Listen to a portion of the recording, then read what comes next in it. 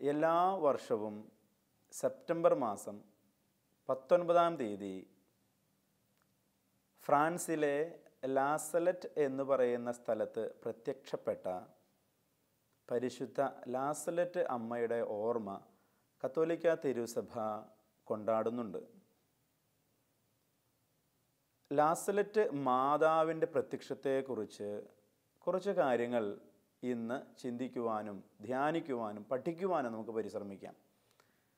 ഒരു പക്ഷേ എന്നെ കേൾക്കുന്ന നിങ്ങളിൽ പലർക്കും ലാസലറ്റ് മാതാവ് എന്നുള്ള കേൾവി തന്നെ ആദ്യമായിരിക്കാം. അല്ലെങ്കിൽ എന്താണ് ലാസലറ്റ് മാതാവ് എന്ന് പലർക്കും അറിവില്ലായിരിക്കാം. അപ്പം എന്നെ ശ്രവിക്കുന്നവരെ, ഈ കുറച്ച് നിമിഷങ്ങൾ, ഒരു 20-25 മിനിറ്റ് സമയം നിങ്ങൾ ജാഗരൂകതയോടെ എന്നോടൊപ്പം ചെലവഴിക്കുകയാണ് എന്നുണ്ടെങ്കിൽ പരിശുദ്ധ അമ്മ ഈ കാലഘട്ടത്തിൽ നിങ്ങൾക്കും ഈ ലോകത്തിനും നൽകുന്ന വലിയ സന്തോഷത്തിൻ്റെ മാറ്റൊലി ശ്രവിക്കുവാനായിട്ട് നിങ്ങൾക്ക് സാധിക്കും. 1846 സെപ്റ്റംബർ മാസം 19-ാം തീയതി ഫ്രാൻസിലുള്ള ആൽപ്സ് പർവ്വത പ്രാന്ത പ്രദേശത്തെ ഒരു കുന്ന്, ആ കുന്നിൻ്റെ പേരാണ് ലാസലറ്റ്. ലൂർദ് എന്ന് പറയുന്നത് സ്ഥലമാണല്ലോ, ഫാത്തിമ എന്ന് പറയുന്നതും സ്ഥലമാണല്ലോ, വേളാങ്കണ്ണി എന്ന് പറയുന്നതും സ്ഥലമാണല്ലോ. ഏത് സ്ഥലത്തെല്ലാം മാതാവ് പ്രത്യക്ഷം നൽകിയോ ആ സ്ഥലത്തിൻ്റെ പേരോടുകൂടി ആ അമ്മ അറിയപ്പെടുന്നതായിട്ട് ചരിത്രം സാക്ഷ്യപ്പെടുത്തുന്നുണ്ട്. ഈ പ്രത്യക്ഷത്തിന് ശേഷം ലാസലറ്റിൽ പ്രത്യക്ഷപ്പെട്ട കന്യകയെ ലാസലറ്റ് മാതാവ് എന്ന് വിളിച്ചു വരുന്നു. സമുദ്രനിരപ്പിൽ നിന്നും ഏകദേശം 7200 അടി ഉയരമുള്ള പ്രദേശമാണ് ഈ ലാസലറ്റ് എന്ന് പറയുന്ന കുന്നിൻ പ്രദേശം.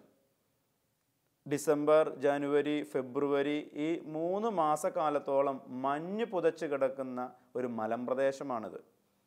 എത്തിപ്പെടാൻ വളരെ ബുദ്ധിമുട്ടുള്ള ഒരു പ്രദേശവും. ഈ സ്ഥലമാണ് പരിശുദ്ധ അമ്മ തൻ്റെ സന്ദേശം നൽകുവാനായി തിരഞ്ഞെടുത്തത്. ഇനി ആർക്കാണ് പരിശുദ്ധ അമ്മ സന്ദേശം നൽകിയത്? 2 ഇടയ പൈതങ്ങൾക്ക്. അതിൽ ഒരു കുട്ടിയുടെ പേര് മാക്സിമിൻ, 11 വയസ്സേ പ്രായമുള്ളൂ. മറ്റേതൊരു പെൺകുട്ടിയാണ് മെലനി. മാക്സിമിൻ ജീറൂഡ്, മെലനി കാൽവെറ്റ്, ഇതാണ് ഈ കുട്ടികളുടെ പേര്. എന്തിനാണ് പരിശുദ്ധ അമ്മ ലാസലറ്റ് എന്ന് പറയുന്ന സ്ഥലത്ത് 19-ാം നൂറ്റാണ്ടിൻ്റെ മധ്യഭാഗത്തോട് അടുക്കുമ്പോൾ പ്രത്യക്ഷം നൽകിയത് എന്നത് ഇന്നും വിചിന്തനീയമായൊരു വിഷയമാണ്. ഫ്രാൻസ് ദേശത്തിൻ്റെ ഒരു പശ്ചാത്തലം നമ്മൾ മനസ്സിലാക്കിയാലേ ഇതേക്കുറിച്ച് കൂടുതൽ മനസ്സിലാകുവാനായിട്ട് സാധിക്കുള്ളൂ. നമുക്കറിയാമല്ലോ, ഒരു കാലഘട്ടത്തിൽ കത്തോലിക്ക തിരുസഭയുടെ 1ാമത്തെ മകൾ എന്ന് അറിയപ്പെട്ടിരുന്ന ദേശമാണ് ഫ്രാൻസ് ദേശം. ഫ്രാൻസിൽ അത്രമാത്രം വിശ്വാസികൾ തിങ്ങിപ്പാർത്തിരുന്നു, ദേവാലയങ്ങളുണ്ടായിരുന്നു, മരിയഭക്തി വളരെ ആഘോഷപൂർവം ഉള്ള ഏറ്റവും തീവ്രമായി നിലനിന്നിരുന്ന ഒരു സ്ഥലമായിരുന്നു ഫ്രാൻസ്. നമുക്കറിയാമല്ലോ, ഫ്രാൻസിസ് അസീസിയുടെ പേര്, ശരിക്കും ഫ്രാൻസിസ് അസീസി എന്ന് പറയുന്ന വിശുദ്ധൻ്റെ പേര്, മാമോദീസ പേര് ജോൺ ദ ബാപ്റ്റിസ്റ്റ് എന്നാണ്, സ്നാപയോഹനൻ എന്നാണ്. എന്നാൽ ഫ്രാൻസ് ഒരു വ്യാപാര സ്ഥലമായതിനാലും അതിന് കൂടുതൽ പ്രചാരം നേടിയ സ്ഥലമായതിനാലുമാണ് ഫ്രാൻസിസ് അസീസിയുടെ പിതാവ് ഈ ജോൺ ദ ബാപ്റ്റിസ്റ്റ് എന്ന് പറയുന്ന തൻ്റെ മകനെ ഫ്രാൻസിസ് എന്ന് പേരിട്ട് വിളിച്ചു വന്നത്. ഈ സ്ഥലത്തോട് കൂട്ടിച്ചേർക്കപ്പെട്ട ഒരു പേരായിരുന്നു അത്. ഇനി ഫ്രാൻസിൽ ധാരാളം വിശുദ്ധർ ജീവിച്ചിരുന്നു. വിശുദ്ധനായ ജോൺ മരിയ വിയാനിയെ പോലുള്ള ധാരാളം വിശുദ്ധർ ജീവിച്ച ഒരിടമായിരുന്നു ഫ്രാൻസ്. നോത്രദാം കത്തീഡ്രൽ പോലെയുള്ള വലിയ ദേവാലയങ്ങൾ, വിശ്വവിഖ്യാതര ദേവാലയങ്ങൾ സ്ഥിതി ചെയ്തിരുന്ന സ്ഥലമായിരുന്നു ഫ്രാൻസ്. വിശ്വാസം എന്ന് പറയുന്നത് വിശ്വാസത്തിൻ്റെ ഒരു പിള്ളത്തൊട്ടിൽ, കത്തോലിക്ക വിശ്വാസത്തിൻ്റെ ഒരു പിള്ളത്തൊട്ടിൽ എന്ന് വേണമെങ്കിൽ ഫ്രാൻസിനെ നമുക്ക് വിശേഷിപ്പിക്കാവുന്നതാണ്. 9-ാം പിയൂസ് മാർപ്പാപ്പ ഒരിക്കൽ ഇപ്രകാരം പ്രഖ്യാപിക്കുകയുണ്ടായി: ഫ്രാൻസ് ദേശം ഒരിക്കലും അധപതിക്കുകയില്ല. എന്തെന്നാൽ ഈ ഫ്രാൻസ് ദേശം പരിശുദ്ധ അമ്മയുടെ സ്വന്തം ദേശമാണ്, അതിനെ നശിപ്പിക്കാൻ ആർക്കും സാധിക്കുകയില്ല എന്ന് വിശ്വാസത്തിൻ്റെ വെളിച്ചത്തിൽ നിന്ന് 9-ാം പിയൂസ് മാർപ്പാപ്പ ഒരിക്കൽ പ്രഖ്യാപിക്കുകയുണ്ടായി. എന്നാൽ ഇത്രമാത്രം വിശ്വാസമുള്ള ഈ ഒരു സ്ഥലം, ഈ ഒരു ദേശം 1789 ആരംഭിച്ച ഫ്രഞ്ച് വിപ്ലവത്തോടുകൂടി അധപതനത്തിൻ്റെ പാതയിലേക്ക് പോകുന്നതായിട്ട് നമുക്ക് കാണുവാൻ സാധിക്കും. നമുക്കറിയാമല്ലോ, 1789 ആരംഭിച്ച ഫ്രഞ്ച് വിപ്ലവം ഏകദേശം 10 വർഷക്കാലത്തോളം നീണ്ടു നിന്നു. ഈ ഒരു കാലഘട്ടത്തിൽ അവർ പ്രഖ്യാപിച്ച മുദ്രാവാക്യങ്ങൾ എന്ന് പറയുന്നത് സ്വാതന്ത്ര്യം, സമത്വം, സാഹോദര്യം. കേൾക്കുമ്പോൾ ഇമ്പമുണ്ട്. എന്നാൽ ഈ 3 മുദ്രാവാക്യങ്ങളിലൂടെ വിശ്വാസ ജീവിതത്തിന് കടുത്ത അപജയം സംഭവിച്ചു എന്ന് പറയാതെ വയ്യ. ഫ്രഞ്ച് വിപ്ലവത്തിൻ്റെ അതിൻ്റെ വക്താക്കൾ അനേകം ദേവാലയങ്ങൾ ആക്രമിച്ച് പിടിച്ചെടുത്തു. കൂടാതെ കണ്ട് അനേകം ആശ്രമങ്ങൾ പിടിച്ചെടുത്തു. ഏകദേശം 17,000-ഓളം മിഷണറിമാർ കഴുത്തറുത്ത് ആ കാലഘട്ടത്തിൽ കൊല്ലപ്പെട്ടു. പലരും വിശ്വാസം ഉപേക്ഷിച്ചു. എന്തിനാണ് പള്ളിയിൽ പോകുന്നത്? വിശ്വാസം യുക്തിക്ക് വഴിമാറുന്ന കാഴ്ചകൾ നമുക്ക് കാണുവാനായിട്ട് സാധിക്കും. ഫ്രാൻസിലെ തന്നെ ഏറ്റവും വലിയ പരിശുദ്ധ അമ്മയുടെ നാമധേയത്തിലുള്ള കത്തീഡ്രലായ നോത്രദാം കത്തീഡ്രലിൽ പരസ്യമായി ഒരു വേശ്യയെ കൊണ്ടുവന്ന് അവർ വ്യഭിചാര വൃത്തിയിൽ വരെ ഏർപ്പെട്ടു. ശത്രുക്കൾ അതൊരു വ്യഭിചാര കേന്ദ്രമാക്കി മാറ്റി.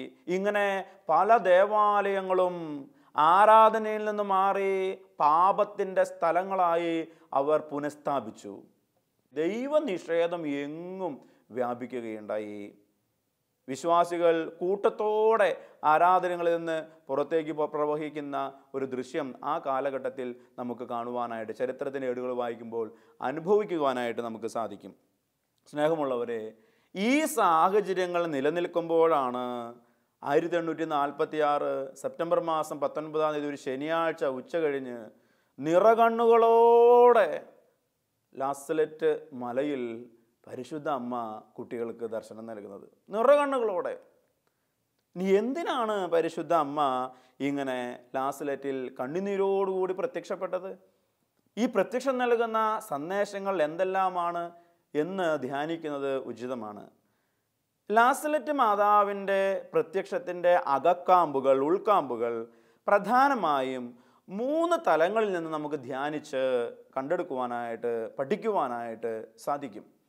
ഒന്നാമത്തെ തലം എന്ന് പറയുന്നത് മാതാവ് തൻ്റെ പ്രത്യക്ഷത്തിനായി, ദർശനം നൽകുവാനായി തിരഞ്ഞെടുത്ത കുട്ടികൾ ആരൊക്കെയാണ്, അവരുടെ ജീവിത പശ്ചാത്തലങ്ങൾ എന്തൊക്കെയാണ്.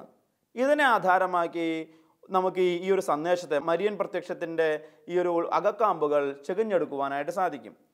രണ്ടാമത്തേത് മാതാവിൻ്റെ വസ്ത്രരീതി, അവൾ പ്രത്യക്ഷപ്പെട്ട രീതി. ഇതിനെ ധ്യാനിക്കുമ്പോഴും മാതാവിൻ്റെ പ്രത്യക്ഷത്തിൻ്റെ ഉൾക്കാമ്പുകൾ നമുക്ക് ചെകഞ്ഞെടുക്കുവാൻ സാധിക്കും. മൂന്നാമത്തേത് മാതാവ് സംസാരിച്ച വാക്കുകൾ, നൽകിയ സന്ദേശങ്ങൾ. ഇവയിലൂടെയും ഈ ലാസലറ്റ് മാതാവിൻ്റെ സന്ദേശങ്ങൾ നമുക്ക് വായിച്ചെടുക്കുവാനായിട്ട് സാധിക്കും. പറഞ്ഞതുപോലെ തന്നെ ഒന്നാമത്തെ കാര്യം, മാതാവ് തിരഞ്ഞെടുത്ത കുട്ടികളുടെ സവിശേഷതകൾ എന്തെല്ലാമായിരുന്നു? നേരത്തെ സൂചിപ്പിക്കുകയുണ്ടായല്ലോ, 11 വയസ്സ് മാത്രം പ്രായമുള്ള മാക്സിമിൻ എന്ന് പറയുന്ന ഒരു ആൺകുട്ടിയെയും 15 വയസ്സിലേക്ക് എത്തിച്ചേർന്നുകൊണ്ടിരിക്കുന്ന മെലനി എന്ന് പറയുന്ന ഒരു പെൺകുട്ടിയെയുമാണ് മാതാവ് തിരഞ്ഞെടുത്തത് തൻ്റെ പ്രത്യക്ഷത്തിനായിട്ട്. സ്നേഹമുള്ളവരെ, നമ്മൾ ഓർക്കേണ്ട ഒരു കാര്യം, ഈ 2 കുട്ടികളും അക്ഷരജ്ഞാനമില്ലാത്തവരായിരുന്നു. പഠിപ്പില്ല, പ്രാഗൽഭ്യമില്ല, സമൂഹത്തിൻ്റെ ഒരു അടിത്തട്ടിൽ കഴിഞ്ഞിരുന്ന വ്യക്തികൾ എന്ന് വേണമെങ്കിൽ കണക്കാക്കാനായിട്ട് സാധിക്കും. കൂടാതെ വളരെ പാവപ്പെട്ട വീട്ടിലെ കുട്ടികളായിരുന്നു, ദരിദ്രരായിരുന്നു. മെലനിയെക്കുറിച്ച് പറയുന്നത്, മെലനി വീടാന്തരം കയറി ഇറങ്ങി വീട്ടുവേല ചെയ്യുമായിരുന്നു. പലരുടെയും ആടുകളെ വാടകയ്ക്കെടുത്ത് പോറ്റാനാണ് ഈ മകൾ പോയിരുന്നത്. ഈ മെലനിയുടെ സഹോദരി ദാരിദ്ര്യം സഹിക്കുവയ്യാതെ ഭിക്ഷാടനം നടത്തിയിരുന്ന ഒരു പെൺകുട്ടിയായിരുന്നു എന്നാണ് ചരിത്രം സാക്ഷ്യപ്പെടുന്നത്. അത്രമാത്രം ദാരിദ്ര്യം അനുഭവിച്ച, വിശപ്പ് അനുഭവിച്ച കുട്ടികളായിരുന്നു ഇവർ. ഇനി മാക്സിമിൻ്റെ കാര്യം പറഞ്ഞാലോ, മാക്സിമിൻ ഒത്തിരി വിശ്വാസ തീക്ഷ്ണതയുള്ള കുടുംബത്തിൽ നിന്നുമല്ല ജനിച്ചത്.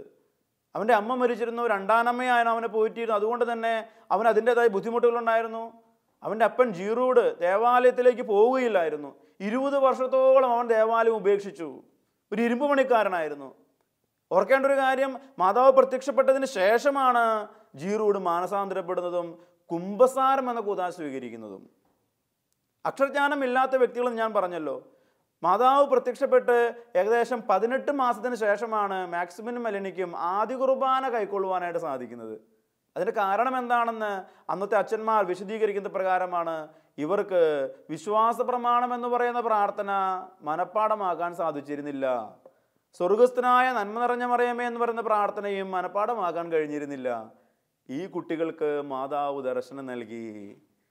ഏറ്റവും വലിയ അത്ഭുതം എന്ന് പറയുന്നത് എന്നതാ, ഈ കുട്ടികൾ മാതാവ് പറഞ്ഞ കാര്യങ്ങളെല്ലാം ഒന്നും ഓർത്തിരിക്കാൻ കഴിയാത്ത കുട്ടികളാണെന്ന് ഓർക്കണേ, പഠിക്കാൻ കഴിവില്ലാത്ത കുട്ടികളാണെന്ന് ഓർക്കണേ.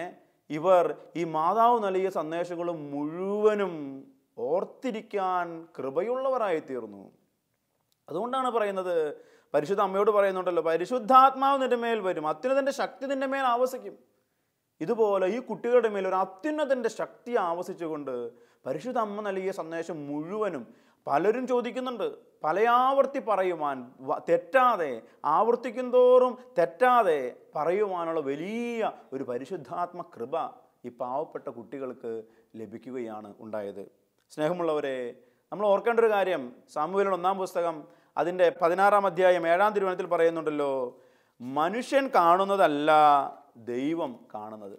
മനുഷ്യൻ കാണുന്നതല്ല കർത്താവ് കാണുന്നത്. ഒരുപക്ഷെ ലോകത്തിൻ്റെ കണ്ണുകളിൽ ഇവർക്കാണോ മാതാവ് പ്രത്യക്ഷപ്പെടുന്നത്?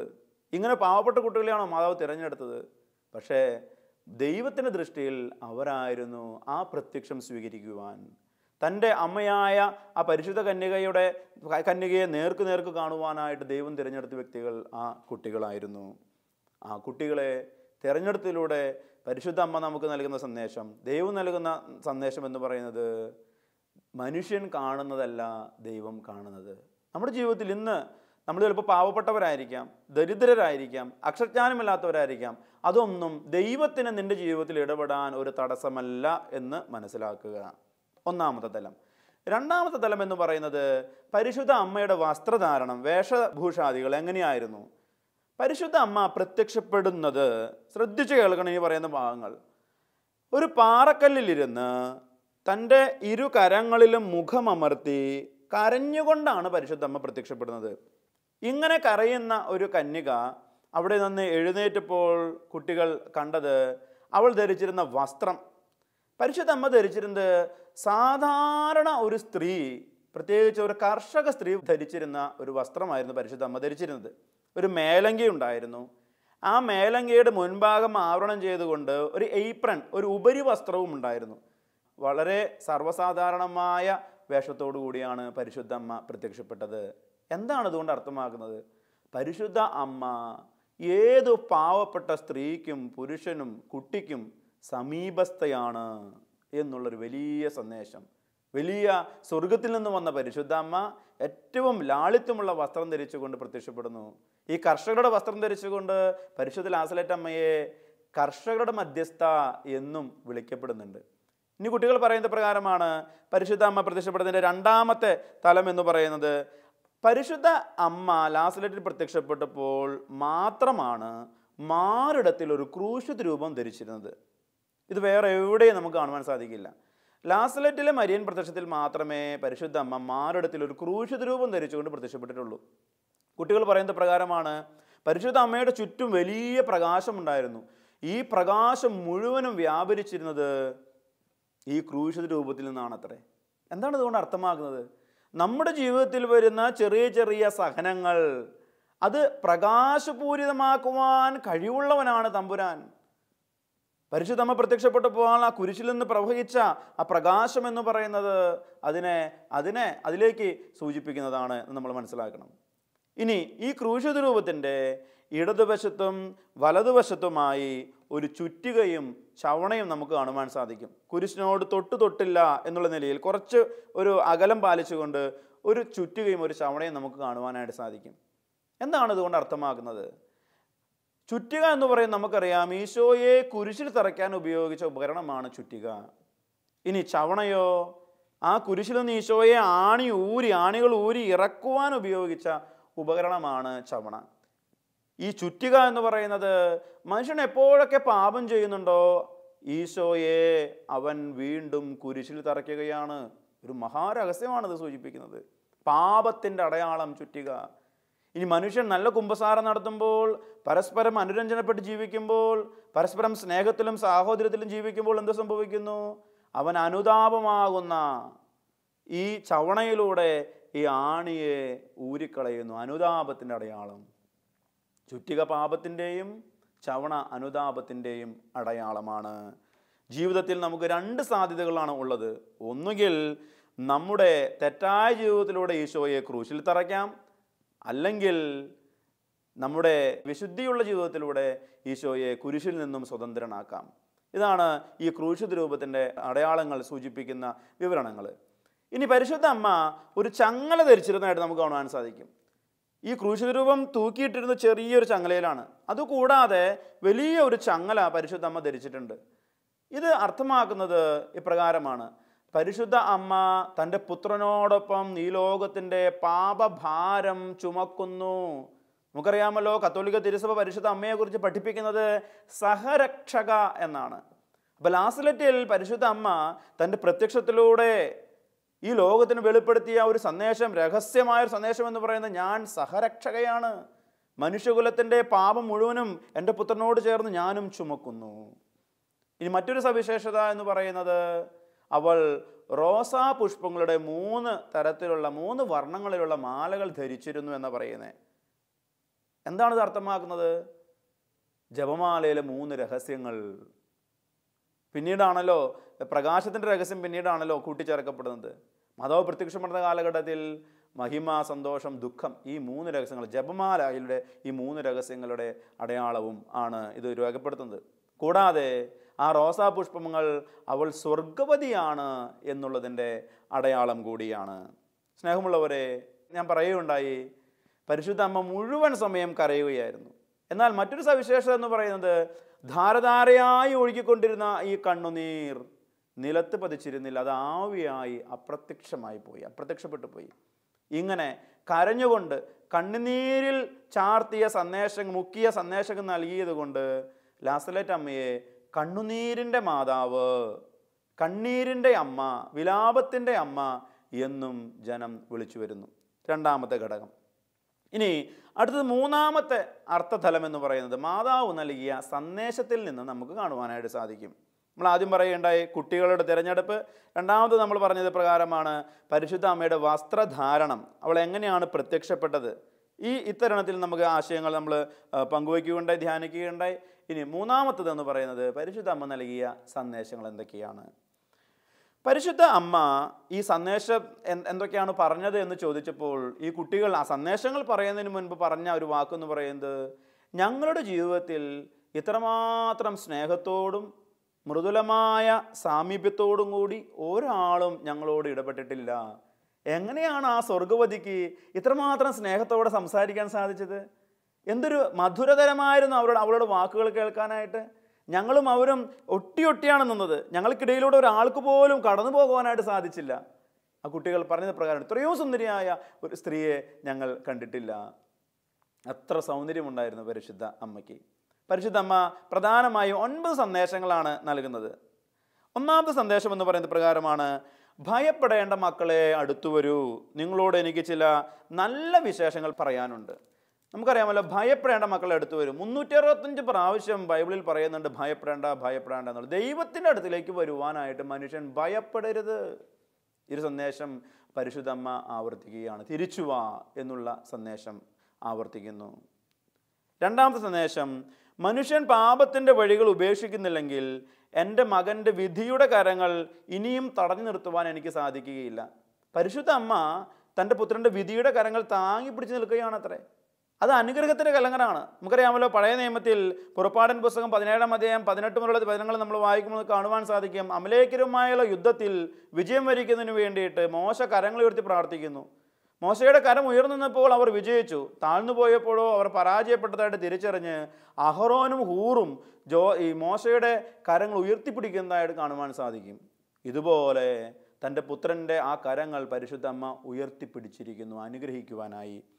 ഈ മൂന്നാമത്തെ സന്ദേശം പരിശുദ്ധ അമ്മ പറയുന്നത് പ്രകാരമാണ്, എത്ര നാളായി ഞാൻ നിങ്ങൾക്ക് വേണ്ടി സഹിക്കുന്നു, നിങ്ങളോ അത് ഗൗനിക്കുന്നില്ല.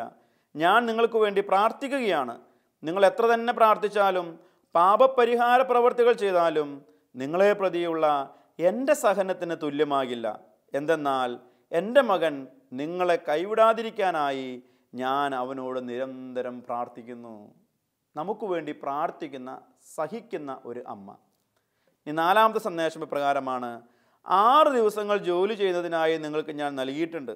7-ാം ദിവസം ദൈവത്തിൻ്റെതാണ്, എന്നാൽ ആരും അത് ഗൗനിക്കുന്നില്ല. എൻ്റെ മകൻ്റെ നാമം ഉപയോഗിച്ച് അവർ ആണയിടുന്നു.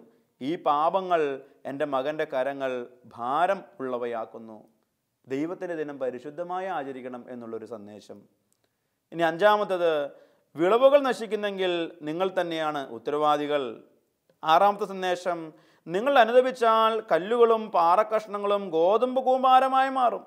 കൃഷിസ്ഥലങ്ങളിൽ ഉരുളക്കിഴങ്ങ് തനിയെ ഫലം പുറപ്പെടുവിക്കും. 7-ാമത്തേത്: മാനസാന്തരപ്പെട്ടാൽ സമൃദ്ധി താനേ ഉണ്ടാകും. എന്താണ് അതുകൊണ്ട് അർത്ഥമാക്കുന്നത്? അധ്വാനിക്കുന്നവരുടെ കരങ്ങൾ ബലവത്താകുന്നതോടൊപ്പം ഹൃദയം നുറുങ്ങുകയും മൃദുവാകുകയും ചെയ്യണം. ഹൃദയത്തിൻ്റെ നിർമ്മലത ഇത് അനിവാര്യമാണെന്ന് പരിശുദ്ധമ്മ ഓർമ്മപ്പെടുത്തുന്നു. ഇനി 8-ാമത്തേത് സന്ദേശപ്രകാരമാണ്: മക്കളെ, പ്രഭാതത്തിലും പ്രദോഷത്തിലും നിങ്ങൾ പ്രാർത്ഥിക്കണം. പ്രാർത്ഥിക്കാൻ സമയം കിട്ടുമ്പോൾ കൂടുതൽ പ്രാർത്ഥിക്കണം. ഇല്ലാത്തപ്പോൾ ഒരു സ്വർഗസ്ഥനായ പിതാവ്, ഒരു നന്മ നിറഞ്ഞ മറിയം ജപമെങ്കിലും ചൊല്ലണം. ഈ ഒരു സന്ദേശം നൽകുന്നതിന് മുമ്പ് പരിശുദ്ധ അമ്മ അവരോട് ചോദിച്ചു, നിങ്ങൾ പ്രാർത്ഥിക്കാറുണ്ടോ? സത്യസന്ധമായ മക്കൾ പറഞ്ഞു, ഞങ്ങൾ പ്രാർത്ഥിക്കാറില്ല. എന്നിട്ട് മാതാവ് അവരെ എങ്ങനെ ഓരോ ഓർമ്മപ്പെടുത്തിയിട്ടുണ്ടായി. ചില വ്യക്തികൾ വേനൽക്കാലങ്ങളിൽ പ്രായമായ ഏതാനും സ്ത്രീകൾ മാത്രം പള്ളിയിൽ പോകുന്നു. മറ്റുള്ളവർ ഞായറാഴ്ചകളിൽ പോലും വേല ചെയ്യുന്നു. ശൈത്യകാലങ്ങളിൽ മറ്റൊന്നും ചെയ്യാൻ കഴിയാത്തപ്പോൾ അവർ മതത്തെയും വിശ്വാസത്തെയും കളിയാക്കുവാനും നിന്ദിക്കുവാനുമായി മാത്രം പള്ളിയിൽ പോകുന്നു. നോമ്പുകാലങ്ങളിൽ പോലും അവർ നായ്ക്കളെ പോലെ ഇറച്ചിക്കടകൾക്ക് മുമ്പിൽ നിൽക്കുന്നു. ഒരു ദാരുണമായൊരു ചിത്രം മാതാവ് അന്നത്തെ മാത്രമല്ല ഇന്നത്തെയും വിവരിച്ച് കാണിക്കുകയാണ്. അതുകൊണ്ട് പരിശുദ്ധമ്മ പറയുക, നന്നായിട്ട് പ്രാർത്ഥിക്കണം എന്ന് പറയുന്നത്. ഇനി അവസാനമായി പരിശുദ്ധമ്മ നൽകിയ സന്ദേശപ്രകാരമാണ്: ഞാൻ ഈ പറഞ്ഞ സന്ദേശം സർവ്വലോകരെയും അറിയിക്കുക. ഇത് പറഞ്ഞതിന് ശേഷം ഒരു ഇവാഞ്ചലൈസേഷൻ്റെ സുവിശേഷ പ്രഘോഷണത്തിൻ്റെ ഈ ഒരു സന്ദേശം നൽകിയതിന് ശേഷം പരിശുദ്ധമ്മ ഭൂമിയിൽ നിന്നിടത്തുന്ന ഒരു 5 അടി ഉയരത്തിലേക്ക് ഉയർന്ന് ഒരു 1/2 മിനിറ്റ് നേരം സ്വർഗത്തിലേക്ക് നോക്കി, പിന്നെ കുട്ടികളെ നോക്കിയിട്ട് സ്വർഗത്തിലേക്ക് പോയി എന്ന് പറയുന്നത്. പരിശുദ്ധ അമ്മ ലാസ്ലേറ്റിൽ പ്രത്യക്ഷപ്പെട്ടതിൻ്റെ ഒരു ചെറിയ വിവരണമാണ് നൽകുവാനായിട്ട് പരിശ്രമിച്ചത്. നമ്മളെ ദൈവത്തിലേക്ക് തിരിച്ചു വിളിക്കുവാനാണ് പരിശുദ്ധ അമ്മ വന്നത്. നമുക്ക് ഈ അമ്മയിലൂടെ ഈശോയിലേക്ക് അണയുവാനായിട്ട് പരിശ്രമിക്കാം. നമുക്ക് പ്രാർത്ഥിക്കാം. പാപികളുടെ അനുരഞ്ജകയായ ലാസലറ്റ് മാതാവേ, കണ്ണുനീരോടുകൂടി ലാസലറ്റ് മലയിൽ പ്രത്യക്ഷപ്പെട്ട പരിശുദ്ധ കന്യകാമറിയമേ, ഞങ്ങൾക്ക് വേണ്ടിയും ഞങ്ങളുടെ നിയോഗങ്ങൾക്ക് വേണ്ടിയും ഞങ്ങളുടെ കുടുംബങ്ങൾക്ക് വേണ്ടിയും ഞങ്ങളുടെ ജീവിത നവീകരണത്തിനും മാനസാന്തരത്തിനു വേണ്ടിയും അമ്മയുടെ പുത്രനോട് പ്രാർത്ഥിക്കണമേ.